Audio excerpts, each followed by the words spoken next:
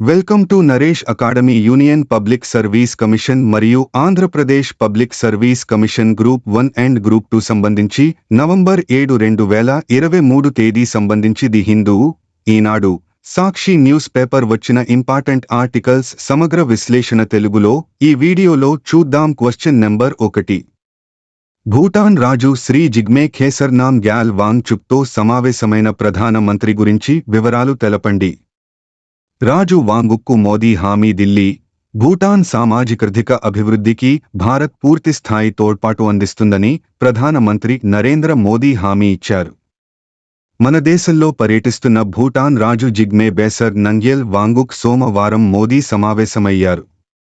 ఈ సందర్భంగా సరిహద్దుల గుండా సంధానతను పెంచుకోవాలని, వాణిజ్యం, మౌలిక వసతులు, ఇంధన రంగాల్లో సంబంధాలను వృద్ధి చేసుకోవాలని ఇద్దరు నేతలు అస్సాంలోని కోక్రఝార్ నుంచి భూటాన్లోని గెలెపు మధ్య ప్రతిపాదిత రైల్వే మార్గం కోసం తుది సర్వే నిర్వహించాలని నిర్ణయించారు. పశ్చిమ బెంగాల్లోని బనర్హాట్ నుంచి భూటాన్లోని సమత్సే మధ్య అంగీకారానికి వచ్చారు. ఈ సమావేశం అనంతరం ఒక సంయుక్త ప్రకటన వెలువడింది. మరో రైలు మార్గం ఏర్పాటు చేసే అంశంపై పరిశీలన జరపనున్నారు. సరిహద్దు వాణిజ్యానికి అవసరమైన మౌలిక వసతులు, పెట్టుబడులు, ఇంధనం, ఆరోగ్యం, విద్య, అంతరిక్ష పరిజ్ఞానం, ప్రజల మధ్య సంబంధాల విషయంలో సహకరించుకోవాలని నిర్ణయించారు. అస్సాంలోని వైద్య కళాశాలల్లో భూటాన్ విద్యార్థులకు అదనంగా ఎంబీబీఎస్ సీట్లను కేటాయించేందుకు భారత్ అంగీకరించింది. Question number 2. Australia India education and skill council సమావేశం (ఐఎస్క్) గురించి వివరాలు తెలపండి. సందర్భం: మొదటి Australia India education and skill council సమావేశం (ఐఎస్క్) భారత మరియు ఆస్ట్రేలియన్ విద్యా మంత్రులచే నిర్వహించబడింది మరియు సహా అధ్యక్షత వహించబడింది. వివరాలు: ఐఎస్క్ అనేది భారతదేశం మరియు ఆస్ట్రేలియా మధ్య విద్య, శిక్షణ మరియు పరిశోధన భాగస్వామ్యాల యొక్క వ్యూహాత్మక దిశలో మార్గనిర్దేశం చేసేందుకు 2011లో స్థాపించబడిన ద్విజాతీయ సంస్థ. దీనిని ముందుగా ఆస్ట్రేలియన్ ఇండియా ఎడ్యుకేషన్ కౌన్సిల్ (ఏఐఈసీ) అని పిలిచేవారు. వ్యవసాయం, నీటి నిర్వహణ, కీలకమైన ఖనిజాలు, ఆరోగ్య సంరక్షణ, ఏఐ, పునరుత్పాదక ఇంధనం మరియు వాతావరణ మార్పు వంటి రంగాలలో మరింత పరిశోధన సహకారాన్ని సులభతరం చేయడానికి ఆస్ట్రేలియా మరియు భారతీయుల మధ్య 5 అవగాహన ఒప్పందాలు మార్పిడి చేయబడ్డాయి. ఎంఓయు వివరాలు ఇలా ఉన్నాయి. ఇన్నోవేటివ్ రీసెర్చ్ యూనివర్సిటీల కన్సార్టియం క్యాంపస్ (మో) కింద పాల్గొనే సభ్యులు కలిసి భారతదేశంలో డిగ్రీలు డెలివరీ చేయడానికి, కన్సార్టియం విధానం యొక్క సంభావ్యతను అన్వేషించడానికి మరియు భారతీయ విద్యార్థులకు ఆస్ట్రేలియన్ ఉన్నత విద్యకు దేశంలో ప్రవేశాన్ని విస్తరించడానికి కలిసి పనిచేస్తారు. ఐఆర్యు 7 ఆస్ట్రేలియన్ ప్రభుత్వ విశ్వవిద్యాలయాల కన్సార్టియం. డీకిన్ యూనివర్సిటీ మరియు national skills development corporation (NSDC) భారతదేశంలోని నైపుణ్యాల కొరతను పరిష్కరించడానికి ఎన్ఎస్డిసి సహకారంతో డీకిన్ విశ్వవిద్యాలయం గ్లోబల్ జాబ్ రెడీనెస్ ప్రోగ్రామ్ (జీఆర్పీ)ని అభివృద్ధి చేసింది. ఈ 30 గంటల కార్యక్రమం ఆన్లైన్లో పంపిణీ చేయబడుతుంది మరియు 3 ఏళ్లలో 15 మిలియన్ల భారతీయులకు నైపుణ్యాన్ని పెంచడం లక్ష్యంగా పెట్టుకుంది. Question number 3. వ్యవసాయం మరియు రైతుల సంక్షేమ శాఖ (DFW) ప్రారంభించిన కృషి 24/7 గురించి వివరాలు తెలపండి. కృషి 24/7 అంటే ఏమిటి? కృషి 24/7 అనేది ఆటోమేటెడ్ వ్యవసాయ వార్తల పర్యవేక్షణ మరియు విశ్లేషణ కోసం మొట్టమొదటి ఆధారిత పరిష్కారం. ఇది గూగుల్ నుండి మద్దతుతో Wadhwani institute for artificial intelligence సహకారంతో DFW చే అభివృద్ధి చేయబడింది. సంబంధిత వార్తలను గుర్తించడంలో, సకాలంలో హెచ్చరికలను రూపొందించడంలో మరియు రైతుల ప్రయోజనాలను పరిరక్షించడానికి మరియు మెరుగైన నిర్ణయం తీసుకోవడం ద్వారా స్థిరమైన వ్యవసాయ వృద్ధిని ప్రోత్సహించడానికి సత్వర చర్య తీసుకోవడంలో ఈ పరిష్కారం శాఖకు సహాయం చేస్తుంది. ఈ సాధనం బహుళ భాషల్లోని వార్తా కథనాలను స్కాన్ చేస్తుంది మరియు వాటిని ఆంగ్లంలోకి అనువదిస్తుంది. వెబ్లో ప్రచురించబడిన సంబంధిత ఈవెంట్లపై మంత్రిత్వ శాఖ సమయానుకూలంగా అప్డేట్లను అందుకునేలా హెడ్లైన్, క్రాప్ పేరు, ఈవెంట్ రకం, తేదీ, స్థానం, తీవ్రత, సారాంశం మరియు మూలం లింక్ వంటి వార్తా కథనాల నుండి అవసరమైన సమాచారాన్ని ఇది సంగ్రహిస్తుంది. Question number 4. ఇన్స్ సూరత్ గురించి వివరాలు తెలపండి. సందర్భం: భారత నౌకాదళం యొక్క సరికొత్త నిర్మాణంలో ఉన్న గైడెడ్ మిస్సైల్ డిస్ట్రాయర్ సూరత్ యొక్క శిఖరాన్ని గుజరాత్ ముఖ్యమంత్రి సూరత్ నగరంలో ఆవిష్కరించారు. ఇన్స్ సూరత్ గురించి: దేశీయంగా రూపొందించిన మరియు నిర్మించిన ప్రాజెక్ట్ 15B విశాఖపట్నం క్లాస్ డిస్ట్రాయర్లలో ఇది 4వ నౌక. ఇన్స్ సూరత్ ఒక వినూత్నమైన బ్లాక్ నిర్మాణ పద్ధతితో నిర్మించబడింది. దీనిలో ముంబైలోని మజగావ్ డాక్ లిమిటెడ్ MDL లో ఏకీకృతం చేయడానికి ముందు ఓడ యొక్క పొట్టు వివిధ భౌగోళిక ప్రదేశాలలో సమీకరించబడింది. INS సూరత్ 2024లో నౌకాదళంలోకి ప్రవేశించాలని భావిస్తున్నారు. ఓడ యొక్క శిఖరం 1836లో ఖంభాట్ యొక్క దక్షిణ ద్వారం వద్ద నిర్మించబడిన హజీరా లైట్ హౌస్ మరియు ఘనత మరియు బలానికి ప్రతీకగా ఒక ఆసియా సింహాన్ని వర్ణిస్తుంది. Question number 5.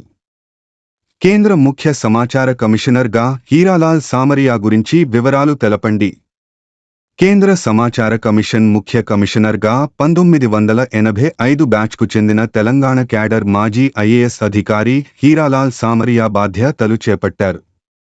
ప్రస్తుతం సమాచార కమిషనర్ హోదాలో ఉన్న ఆయనకు కేంద్రం పదోన్నతి కల్పించింది. సోమవారం రాష్ట్రపతి ద్రౌపది ముర్ము ఆయనతో ప్రమాణ స్వీకారం చేయించారు. ఈ కార్యక్రమంలో ప్రధాని మోదీ, ఉపరాష్ట్రపతి జగదీప్ ధన్ఖడ్ కూడా పాల్గొన్నారు.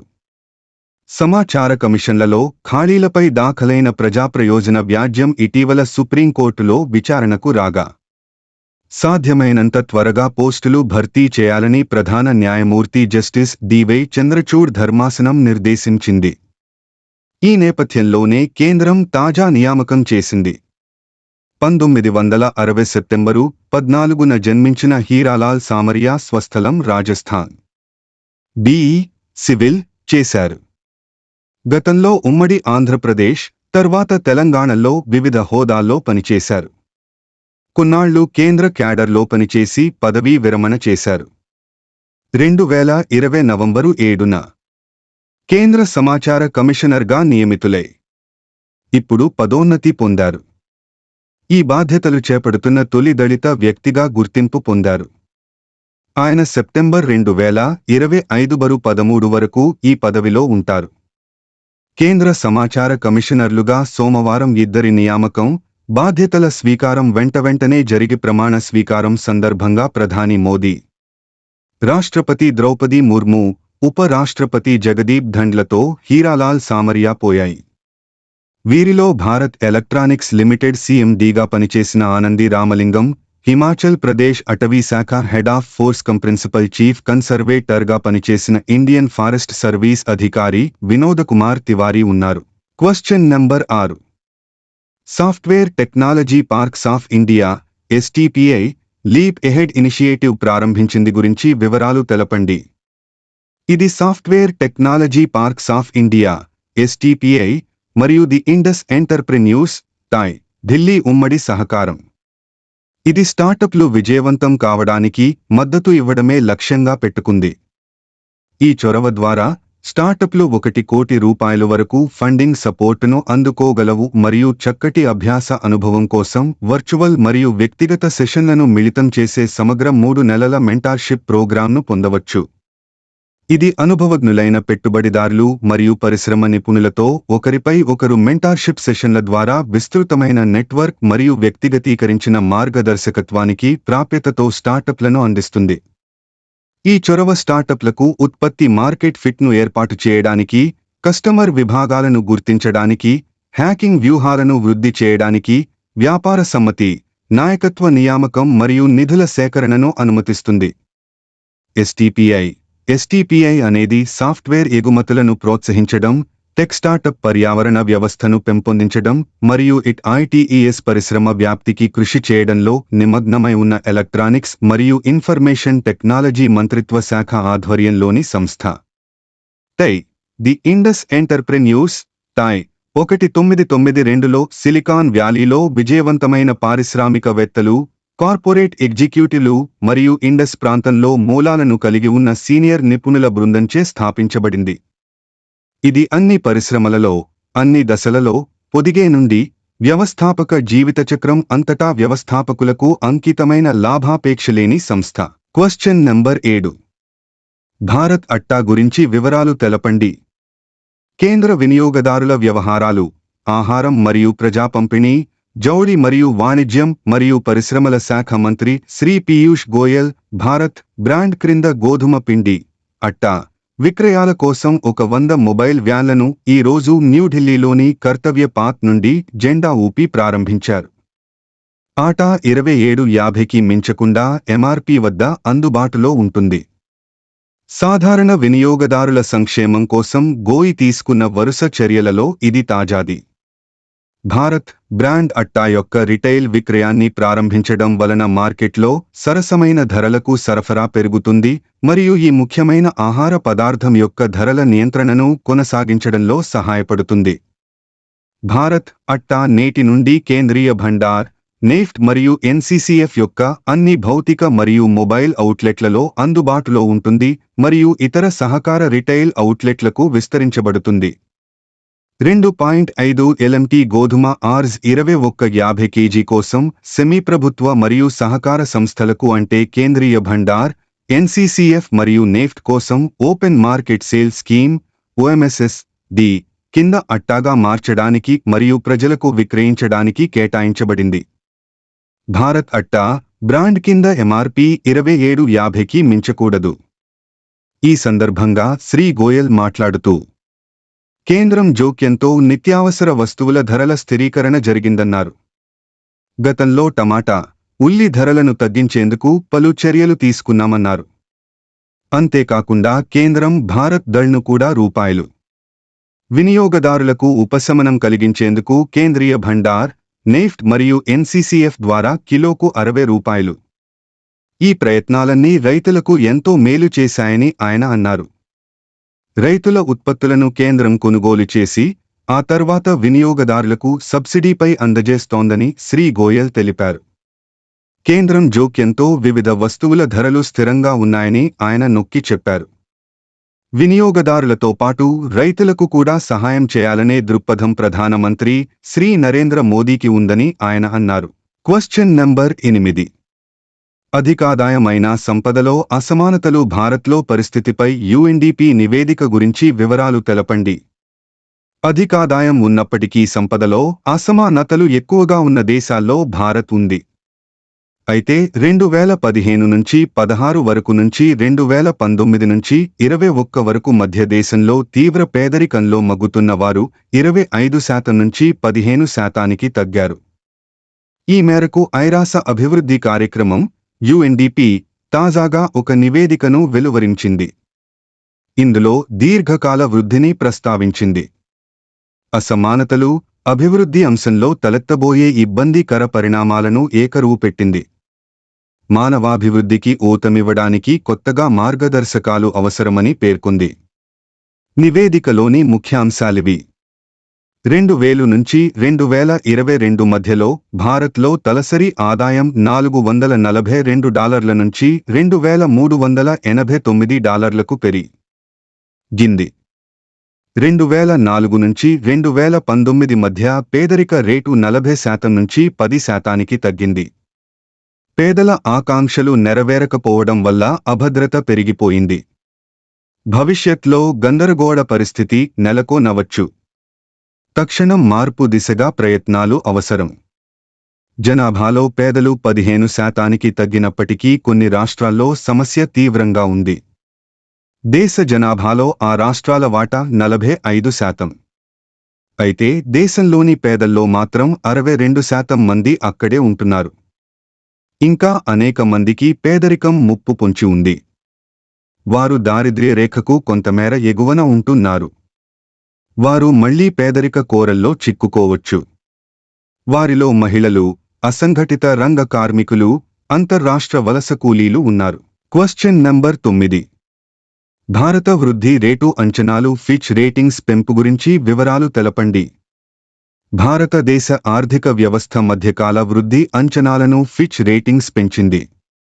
ఉద్యోగ రేటులో మెరుగుదల, పనిచేసే జనాభా వయస్మోస్తరుగా పెరగొచ్చన్న అంచనాల మధ్య భారత జీడీపీ వృద్ధి అంచనాలను 70 బేసిస్ పాయింట్లు పెంచి 6.2% చేర్చినట్లు ఫిచ్ రేటింగ్స్ తెలిపింది. మొత్తం 10 వర్ధమాన ఆర్థిక వ్యవస్థల వృద్ధి రేటు అంచనాను 4.3% నుంచి 4% ఫిచ్ తగ్గించడం గమనార్హం. చైనా వృద్ధి రేటులో 0.7% కోత వేసి 5.3% నుంచి 4.6% పరిమితం చేయడం ప్రభావం చూపించింది. ఇటీవలి సంవత్సరాల్లో స్థిరాస్తి విలువల్లో క్షీణత, పెట్టుబడులు తగ్గడంతో ఈ నిర్ణయం తీసుకుంది. రష్యా వృద్ధి అంచనాలను సైతం 0.8% పరిమితం చేసింది. భారత్తో పాటు బ్రెజిల్, మెక్సికో, ఇండోనేషియా, తుర్కియే దేశాల అంచనాలను పెంచడం విశేషం. మధ్యకాలం అంటే 2023 నుంచి 2027 సంవత్సరాలుగా ఫిచ్ పరిగణించింది. Question number 10. జాతీయ స్థాయిలో రాష్ట్ర వైద్య, ఆరోగ్య శాఖకు ఫస్ట్ అవార్డు గురించి వివరాలు తెలపండి. పొగాకు వినియోగం కారణంగా వచ్చే దుష్ప్రభావాలను ప్రజలకు తెలియజేసేందుకు సమర్థవంతంగా అవగాహన కార్యక్రమాలు చేపట్టిన రాష్ట్ర వైద్య, ఆరోగ్య శాఖకు జాతీయ స్థాయిలో ఫస్ట్ అవార్డు లభించింది. వరల్డ్ నో టొబాకో డే -2023 సందర్భంగా కేంద్ర ఆరోగ్య, కుటుంబ సంక్షేమ శాఖ దేశవ్యాప్తంగా world no tobacco fortnight కార్యక్రమాన్ని ఈ ఏడాది మే 31 నుంచి ఆగస్టు 15వ తేదీ వరకు నిర్వహించింది. ఈ కార్యక్రమంలో భాగంగా వివిధ ప్రమాణాలను నిర్దేశించి వాటికి అనుగుణంగా అవగాహన కార్యక్రమాలు నిర్వహించాలని అన్ని రాష్ట్రాలను ఆదేశించింది. ఈ నేపథ్యంలో ఉత్తమ పనితీరు కనబరిచిన ఆంధ్రప్రదేశ్కు దేశంలోనే మొదటి స్థానం లభించగా తమిళనాడు, కర్ణాటకలు తదుపరి స్థానాల్లో నిలిచాయి. ఓరల్ హెల్త్, పొగాకు నియంత్రణ కార్యక్రమం రాష్ట్ర నోడల్ అధికారి డాక్టర్ ప్రశాంత్ ఢిల్లీలో సోమవారం ఢిల్లీ వైద్య శాఖ కార్యదర్శి దీపక్ కుమార్, కేంద్ర ఆరోగ్య శాఖ అడిషనల్ డీడీజీ చరణ్ చేతుల మీదుగా అవార్డును అందుకున్నారు. ప్లీజ్ లైక్, షేర్, కామెంట్ చేయండి మరియు సబ్స్క్రైబ్ మా YouTube channel @Naresh academy 5509. Thank you, one and all.